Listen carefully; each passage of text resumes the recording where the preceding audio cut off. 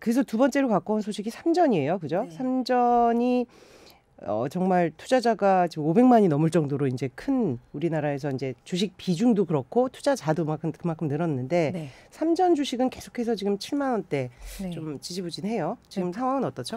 보니까 이제 월요일에 6만 전자, 6만 9,900원까지 이제 갔다가 이제 어제 가까스로 7만 300원 했고요. 7만 전자 이제 턱걸이 했는데 오늘 보니까 500원 올랐어요. 7만 800원 이렇게 돼서요. 연초 대비 그래도 이제 10% 넘게 떨어진 수준입니다. 네. 그래도 이 반도체 업황에 대해서 아무리 뭐 메모리의 비중이 좀 크다고는 하지만 그 삼성전자 실적에 대해서는 의문은 없는데 네. 실적은 어떤 전망치가 나오고 있죠 지금? 네, DB 금융 투자 분석인데요. 네. 이 반도체 업황이 좋아지면서 이 올해 매출과 영업이익 둘 다 이제 역대 최고를 찍을 네. 거다. 뭐 이런 분석을 내놨는데 각각 뭐 14%, 26% 증가한다고 해서요. 319조 6천억 원, 64조 8천억 원 기록을 할 거라고 해요. 이 메모리 가격이 뭐 상승하고 출하도 증가하고 해서 3분기부터 이제 영업이익이 최대치가 될 거다. 이렇게 보고 있고요. 그래서 이제 역대급 실적 예상하면서 목표 주가를 10만 원으로 예상을 했다고 하더라고요. 근데 10만 원이라는 뭐 이 전망이 물론 뭐 증권사들은 이제 어떤 그 실적 근거에 의한 것이겠지만 굉장히 지금 주가를 계속 봐오면은 참 이게 될까 이런 생각이 드는데 최근 개미들이 사실은 이제 삼성전자 주식 누구보다 많이 사들였잖아요. 그렇죠. 이런 실적에 따르면 기대는 크겠지만 어떨까요? 네, 외국인과 기관이 이제 최근 한 달 동안 3조 1천억 원 넘게 이제 팔아치웠는데 이걸 이제 개인이 그대로 받았습니다. 그랬죠. 그래서 이제 목표 주가를 10만 원 잡았으니까 사실 6, 7만 원이었다 왔다 갔다 하는 거에서 오르면 큰 차익이 생기겠죠. 기대가 클 것 같은데 그래도 이제 투자에 주의를 해야 되는 게 2018년 이후에는 반도체 업황이랑 또 이게 삼성전자 주가가 같이 움직여 주질 않았어요. 그래서 요거는 좀 주의해야 될 부분입니다. 사실 그 부분에 있어서가 이게 삼성전자가 반도체만 파는 데가 아니잖아요. 그죠? 그렇죠. 우리가 쓰는 이런 뭐 휴대폰부터 해서 많은 이 전자기기가 있어서 이게 반도체 업황하고만 유독 연관돼 있다고 볼 수가 없는 게 최근에도 이 갤럭시 S22 이 부분에 대한 고스 논란이 굉장히 컸잖아요. 그거부터 일단 좀 정리를 해볼까요? 네, GOS 악재가 좀 있었는데 이것 때문에 이제 뭐 갤럭시 S22 울트라만 이제 공시지원금을 높인다고 했어요. 이제 공시지원금이 그 핸드폰 가격 깎아주는 거잖아요. 뭐 이게 뭐 월 정액 뭐 얼마로 해가지고 묶어가지고 기간을 묶어가지고 이제 그렇게 핸드폰 가격을 깎아주는 건데 기존보다 이걸 3배나 높였거든요. 기존에는 얼마였죠? 기존에는 한 15만 원 정도 됐는데 이게 이제 55만 원까지 최대 55만 원까지 높아졌고요.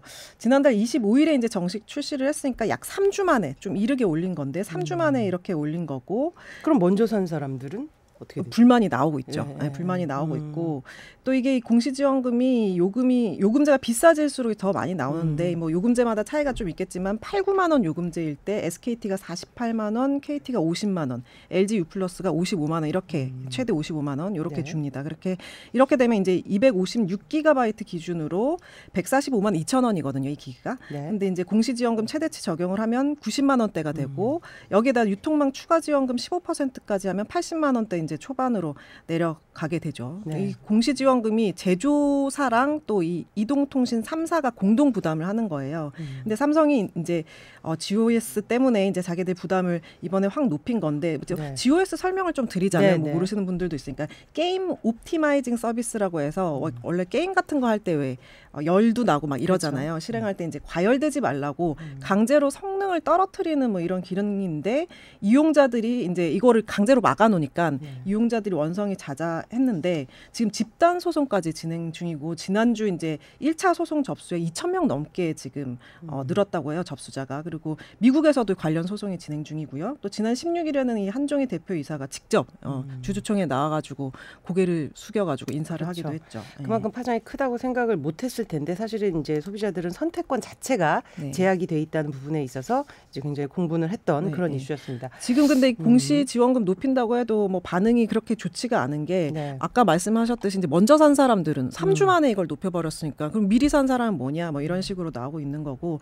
또 뭐 앞으로 살 사람도 이게 8, 9만 원 요금제나 해야 그 이상이나 해야 50만 원대를 지원을 받을 수 있고 그거 아니면 한 5만 원 정도 5만 원대의 싼 요금제를 사용을 하면 30만 원 정도밖에 안 나와요. 굉장히 큰 차이가 나네요. 그렇죠. 큰 차이가 나고 또 이게 원래 이제 갤럭시 이 S22 울트라가 역대급 인기가 있어가지고 그때 왜 초반에는 인기가 상당히 많았거든요. 그래서 이 인기에 힘입어서 공시 지원을 너무 초반에 낮게 잡았습니다. 네, 그래서 이제 뭐 제일 이제 전작보다 15만 정도 됐잖아요. 네, 전작보다 한 25만 원 정도 낮았고요. 또 역대 갤럭시 S 단말기 중에서는 최저치라고 합니다. 그러니까 뭐 인기 있을 때 막 최저로 낮췄다가 이제 와서 이제 높이는 거냐 뭐 이런 의견도 많고요. 네. 어쨌든 삼성 입장에서는 논란이 된 것을 좀 초기에 불식시키고자 이제 지원금이라는 형태로 이제 좀 소유자한테 돌려주려고 했지만 어쨌든 이 논란 자체가 이제 종식이 되지 않은 때까지는 계속해서 이제 얘기가 나올 것 같네요. 네, 좀 지켜봐야 될 것 같습니다. 네. 마지막 소식 조금 소프트한 얘기인데 굉장히 흥미로운 주제예요.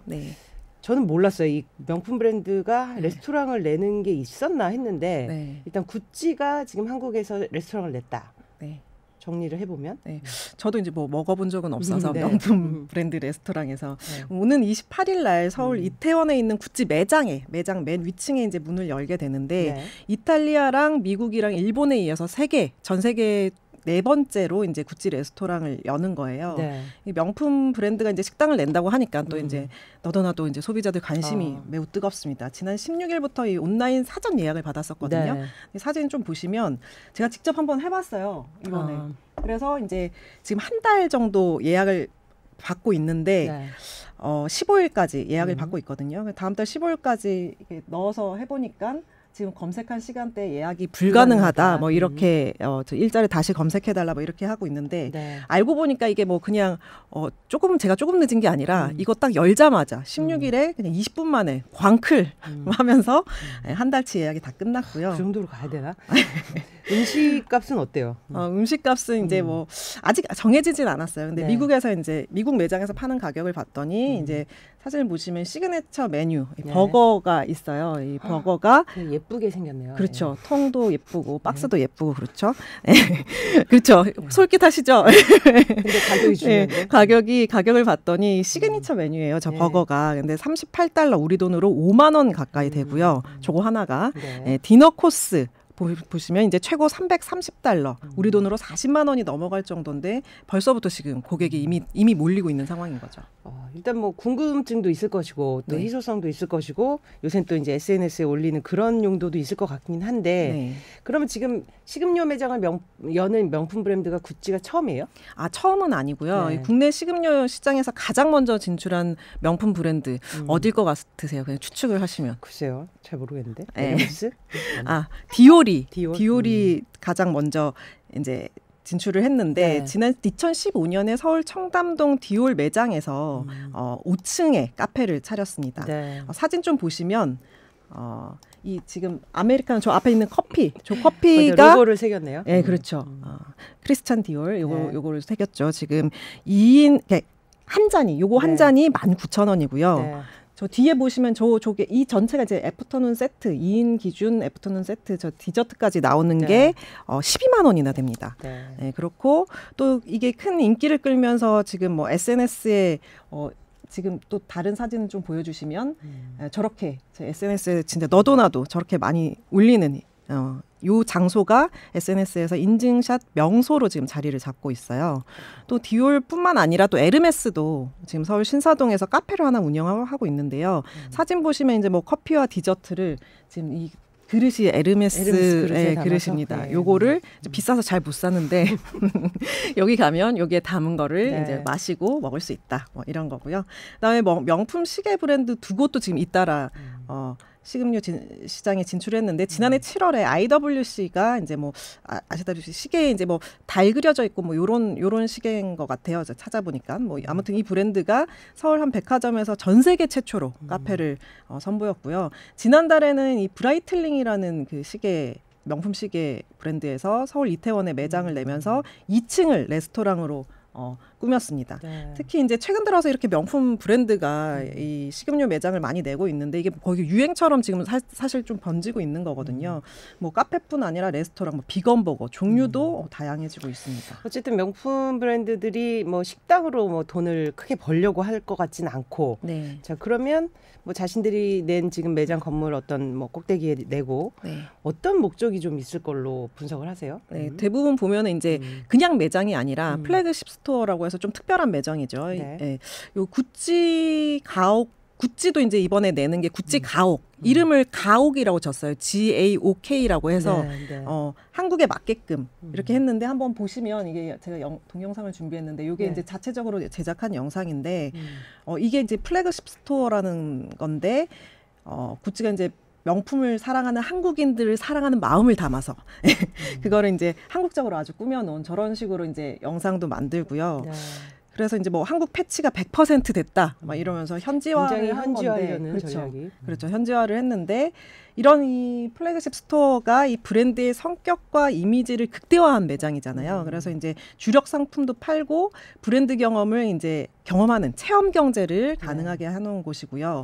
제품뿐 아니라 이제 또 다른 사진을 하나 보여주시면, 네. 여기까지 하고요. 다른 사진 하나 보여주시면 뭐 그림이나 조형물 같은 거 저런 식으로 이렇게 둬서 각종 볼거리를 제공하고 여기에 이제 식음료 시설까지 들어오면 미각, 후각, 촉각 뭐 이렇게 해서 오감을 만족시키는 브랜드 이미지를 그냥 오감으로 전달하는 그런 생생하게 경험할 수 있게 하는 건데요. 또 이 명품 브랜드 플래그십 스토어에 식음료 시설이 들어서면서 매장보다 사실 화제가 더 되잖아요. SNS상에서도 그렇고 이 오프라인 매장으로 이 소비자도 불러들이고 그러면서 매출도 올리고 또 고객 충성도도 높이는 뭐 그런 효과가 있습니다. 네, 사실은 뭐 명품 입장에서는 본인들의 아이덴티티를 이런 다양한 방식으로 구현하는 거는 뭐 자유겠지만 최근에는 사실은 이제 명품 브랜드 판매가 굉장히 늘고 가격도 크게 올리고 있어서 그렇죠. 사실 좀 곱지 않은 시선도 있는 게 사실이에요. 이제 오픈런으로 이제 굉장히 고객들은 정말 그걸 사기 위해서 이제 많이 몰리는데 사실 올해만 해도 구찌도 그랬고 뭐 에르메스 지금 예로 들었는데도 그렇고 다 뭐 몇십 %씩 두 자릿수 이제 가격 인상을 했으니까요. 실적도 그만큼 나오고. 그래서 뭐 그런 것도 조금 생각을 해봤으면 좋겠는데 일단 명품은 너무 수요가 많이 몰리니까 이 가격을 올리는 거를 저희 언론들도 뭐 비판을 하고 그냥 비판에서 끝나고 뭐 이제 그런 일들이 반복되고 있는 것 같습니다. 눈 깜짝 안 하죠. 그렇죠. 네. 그래도 어쨌든 그러면 어떤 식음료 시장은 사실 본인의 본업들도 아닌데 뭔가 좀 뭐 그 MZ 세대를 겨냥한다 뭐 이런 식으로 좀 해석을 해야 되나요? 그러면 사실 뭐 전혀 뭐 아쉬울 건 없죠. 근데 이렇게 식음료 시장에 진출을 하는 게 지금 사실 전 세계 몇 안 되는 지금 명품 브랜드 식음료 매장이 지금 한국에 있는 경우가 많잖아요. 명품 시장 큰 손으로 지금 한국 소비자들 떠오르면서 이제 그 사람들을 이제 공략할 필요가 있을 거고요. 특히 MZ 세대들이 명품 주 고객인데 SNS 통해서 아까 전에 또 보셨다시피 이제 개인 라이프 스타일을 마음껏 뽐내고 있잖아요. 패션뿐 아니라 새롭고 멋있는 장소가 하나의 이제 플렉스, 과시 대상이 되는데 방문객이 이렇게 되면 자발적으로 브랜드를 홍보할 수 있는 효과가 되고 또 이 고가의 명품을 쉽게 살 수 없어도 또 이게 브랜드가 주는 이 음식은 물론 싼 가격은 아니지만 명품보다 덜 비싸기 때문에 요 작은 사치를 부릴 수 있게 한 거거든요. 그래서 이걸 통해서 또 브랜드 이미지를 대중적으로 명품보다는 다소 이게 조금 저렴하니까 요걸 대중적으로 알리는 기회가 되는 거고요. 또 이제 트렌드 주기 면에서도 이제 전문가들은 좀 분석을 하더라고요. 트렌드 주기. 네. 트렌드가 이제 의, 식, 주 이렇게 옮겨가는데 이렇게 바뀌어 가는데 옷이 가장 의에 해당하는 옷이 제일 이제 트렌드 주기가 짧아서 브랜드 입장에서는 이제 식생활이나 리빙 분야로 사업을 확장하게 되면 포트폴리오를 조금 더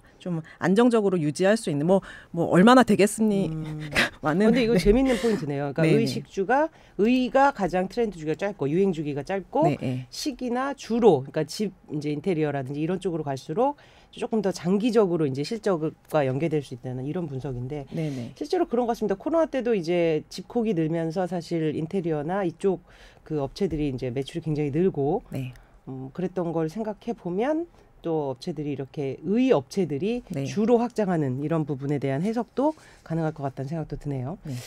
아무튼 매번 시장 상황과 또 업계 상황 그리고 트렌드 분석까지 오늘도 재미있는 소식 가져와 줘서 고맙습니다. 다음 주에 뵙겠습니다. 감사합니다.